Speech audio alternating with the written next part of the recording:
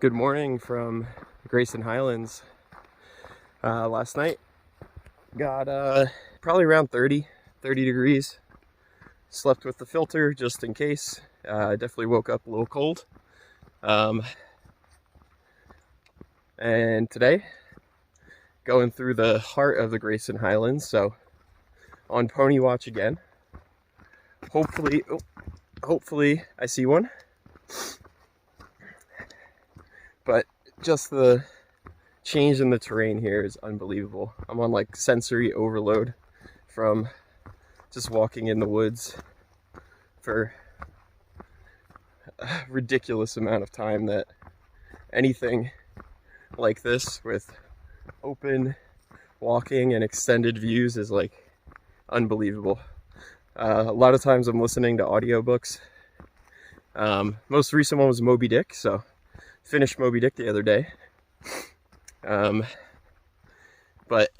out here I'm not listening to anything. I'm just taking in every second. Yeah, spent the night at the shelter with just Jeremy. Been hiking with him for past few days, so there's not that many SOBOs, but we all kind of stay close when we do see each other. We're lonely together. I think that's the motto. Not that many, but we tend to clump together. And yeah, I think I'm coming up to the turnoff for Massey Gap. I know there's a parking area down there with bathrooms and stuff, but I don't really need that, so I'm gonna keep on going. And yeah, just this is kind of what I'm looking at for the next stretch. Just nice extended views. The grass is cut so low, I'm guessing by the ponies. But yeah, just some unbelievable views up here. I think I'm getting close to like 5,000 feet of elevation. But man, this is just so gorgeous up here. Whew. This is already like very high on my list of places on the trail.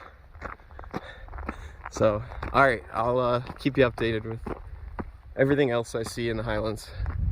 All right, so looks like I'm gonna get lucky.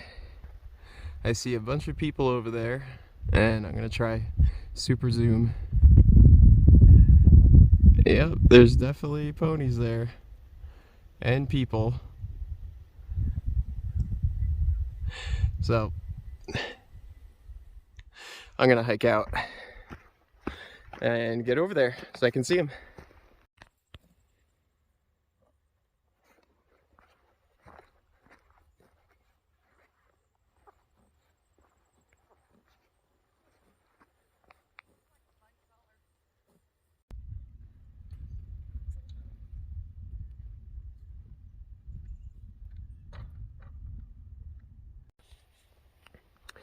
All right, so I got what I wanted. Ponies everywhere. Yeah, that was great. They were right on trail. A few, and there's a few more just like in the background right here.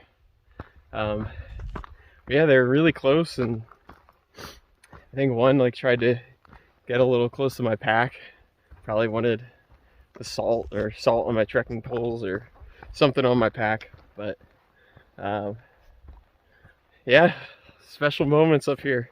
Grayson Highlands and ponies everywhere. So yeah, I'm really happy that I got to see them. It's just, you see a lot of people with seeing the ponies on the AT, and it's just like, I'm just happy I got to have that moment too on the Thru-Hike.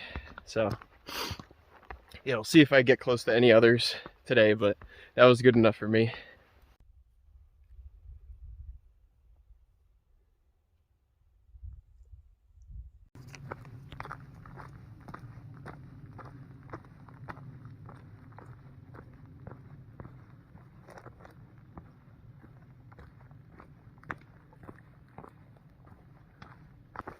So after kind of seeing the ponies and on the way to the spur trail to Mount Rogers, I don't think I'm going to take it. I think I'll come back and do that.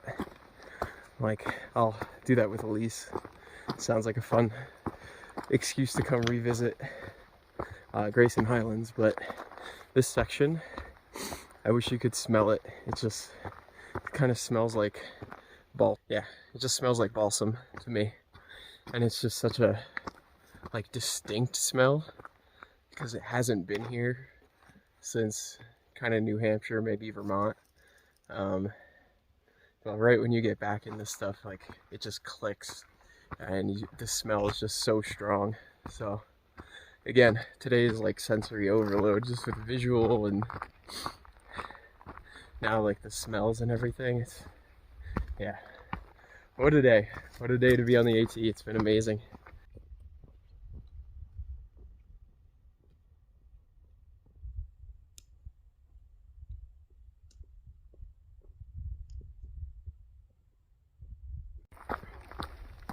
All right, so I've officially left Grayson Highlands, and now I'm back in the forest. Yeah, it kind of came and went pretty quick, but it was a really fun, quick little AT section this morning. You know, it was really only the 5 miles from Wise Shelter to something Knob Shelter, Thomas Knob Shelter, I think, was like the amazing part. And I took like 4-ish hours in that area and had lunch and stuff. So yeah, now I'm kind of moving past that and thinking the rest of my trip. Hold on, flip the camera so you can just see some of the trail and the terrain while I give another update. Damascus is not that far away, so I'd like to get there tomorrow and send a few things home, namely the coffee setup. I know the pour over coffee setup that I had was, you know, pretty much luxury, but it's too many pieces. Like, I'm carrying an extra cup, I'm carrying a filter, I'm carrying grinds, like fresh ground coffee, and then when you actually do a pour over, you can't just throw the grinds away. You have to pack them out, and it just creates like a whole mess, and probably another like 15 minutes on my day of like nasty cleanup. So I'm just gonna go instant coffee the rest of the way and send home that stuff. Also, I'm gonna mail home my my wind pants, because I'll have my rain pants in a few days by Roan Mountain. So I'm bringing this up because, yeah, post office on Saturday closes at 11, so I need to put myself in a position today to get to Damascus at a reasonable time tomorrow. And wow, really opened up here. Was not expecting that. But yeah, so I'm now facing probably night hiking to get to a shelter that's about 8 miles away from Damascus. And yeah, it's gonna take an effort, but if the trail looks like this for any reasonable stretch, I think I will be able to make some good time and maybe get there right after dark. So the views just don't stop today. Coming up on Buzzard Rock, and check out this view just out into the valley and some big mountains out in the distance. I'm sure I'll be going to those probably in a week or so. But yeah, this is the meadow walk up to Buzzard Rock.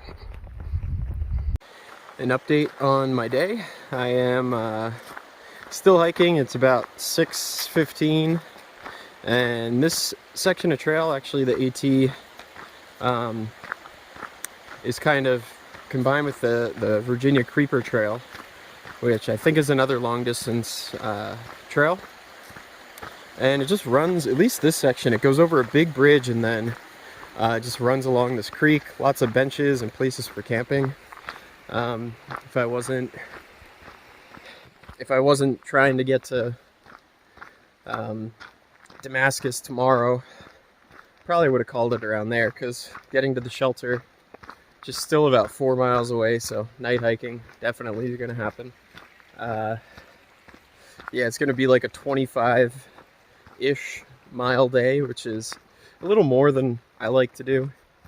I know a lot of people are doing big miles these days. I think that's good, but if I don't want to get hurt or too exhausted, I'm trying to keep it around 20, and 25 is an outlier, but tomorrow will be a short 8-mile day and I'll stay somewhere, so it'll be a restful one. I can recoup a little bit of energy in Damascus. So yeah, trail right here is real easy, and then I think actually right up here, that sign, go back into the woods, but for maybe half mile to a mile, just a nice easy road walk. But all right, about to head back up into the woods.